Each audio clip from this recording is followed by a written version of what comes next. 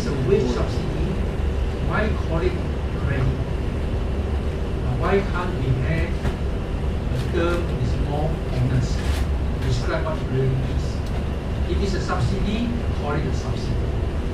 Of course, we know the government doesn't want to subsidize transport, doesn't want to subsidize utilities. They are for the people. But then when it comes to subsidizing employers, it seems to be okay. Just call it by another name.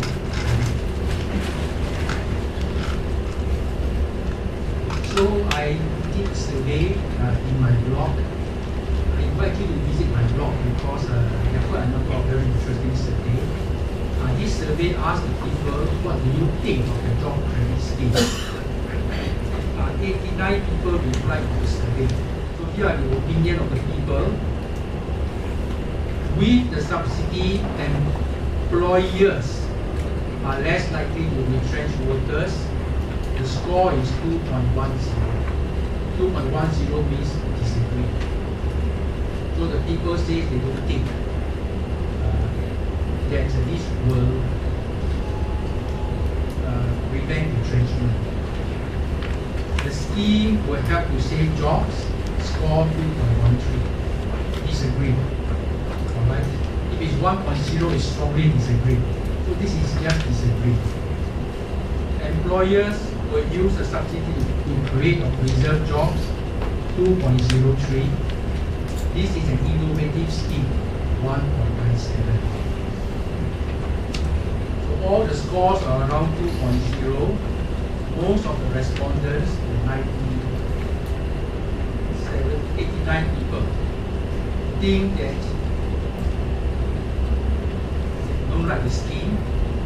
They are skeptical that this scheme will help to protect jobs. Are there better ways to help workers? This is also my survey, and I put a few suggestions. And here are the findings. The subsidy should be paid to workers who are retrenched, rather than paid to employers. Paid to workers who are retrenched. 4.06. It means agree. Not strongly agree, but more they agree. The next suggestion: pay the subsidy to the employee directly. The score is 3.87. Pay as a wage supplement to low-income workers. Take the money for people with low income, give a wage supplement. The score is 3.85. All these are agreed. And then pay as a supplement to workers on reduced earnings. Because I think during difficult times, many companies will put in workers on 4-day week, 3-day week. So the pay is going to be reduced. So use these to pay as a supplement, 3.64. All these suggestions have a score of 3.0, indicating agreement. The strongest support is for money to be paid to workers who are retrenched or as a wage supplement to low-income workers.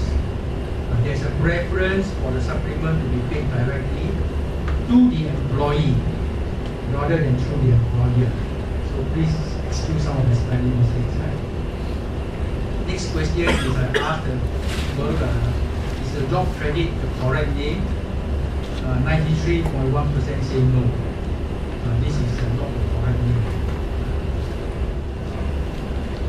There's also another question about how to cope with a recession, and it is to boost consumer spending. Right now, our economic problem is many people are not spending. I went to Dubai. The plane is half full, Changi Airport is quite busy. Well, everybody is stopping spending. Very soon, more workers will be retrenched. The shops, more will be retrenched. So you need to encourage some consumer spending, otherwise the recession will be worse. And then I asked what is the best way. GST should be reduced to boost consumer spending. 79.3% say yes.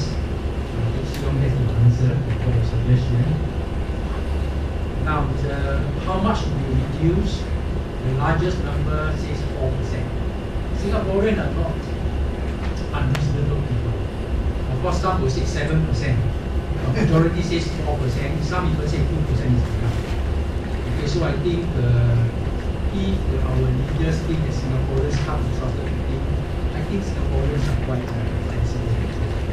They say 4%. I asked what form should we take? Majority says cut GST. 56.6% say cut GST. Some says give cash and out. You know what the government does, give cash and out, but that's only 28.9%. And then give food vouchers, 14.5%. Okay, what is my preference? My preference is to boost consumer spending by cutting GST by 4%.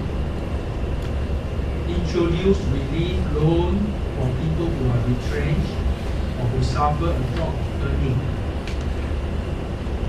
The relief loan will be at an interest rate of 2.5% and can be drawn for 24 months, and seize their money to be given away from the resilience package.